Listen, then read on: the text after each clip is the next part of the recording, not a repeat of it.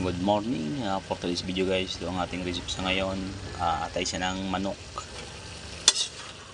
Lalagyan natin ng patatas tapos gata. Yan, parang pinakuluan muna natin siya. So naglagay tayo pala dyan ng pampalasa, sibuyas, bawang, mantika, tapos wow, sarap. Yan, baka naman. So lalagyan pa natin yan ng patatas. Ito pala yung brand ng atay, Magnolia, baka naman.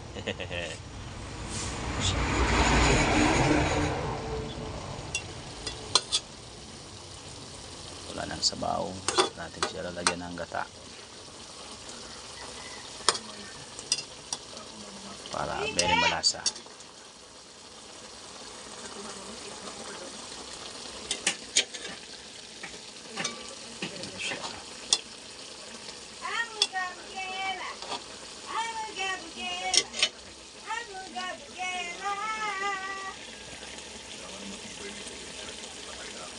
Yan guys, yung ating kinagod na nyog.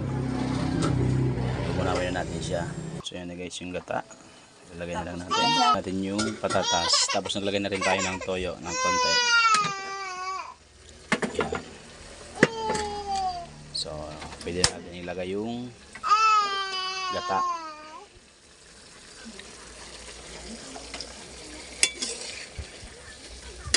Tara, Mim. Tara. Pinggang ang sipurikan. Sipurikan. So ayan na guys, nilagay na natin yung gata. Ayan. Yung kulay niya parang tinutungan din kasi naglagay ako ng toyo ng konti. Pero iba siya sa tinutungan. Ayan.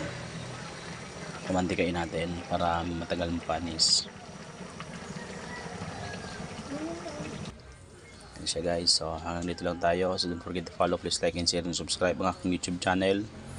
And then to also my Facebook page, Dexter Mindibel. So kita-kits ulit sa next video natin. Bye. Okay guys, nagluto tayo ng fried chicken para sa mga bata. Yung iba kasi ayaw ng atay, kaya ito nagbili tayo ng drumstick para sa dalawang elementary na uuwi mamaya.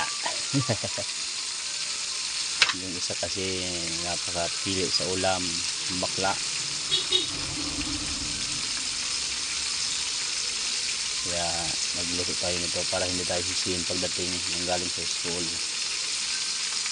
Yan siya. Hey! Bibi!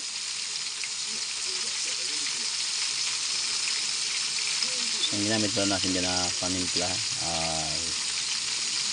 toyo, suka, tapos oyster sauce lang. Tapos seasoning. Wow, sarap. Mamaya tikman natin kung talagang masarap.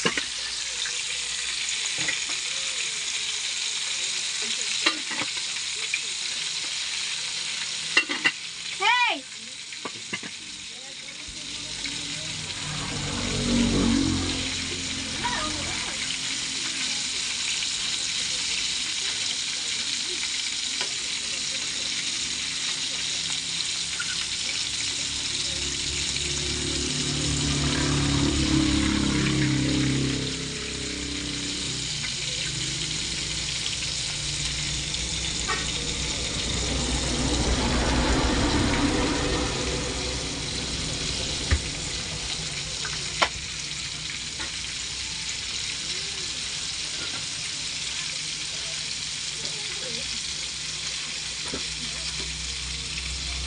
Ituban mo. Kato.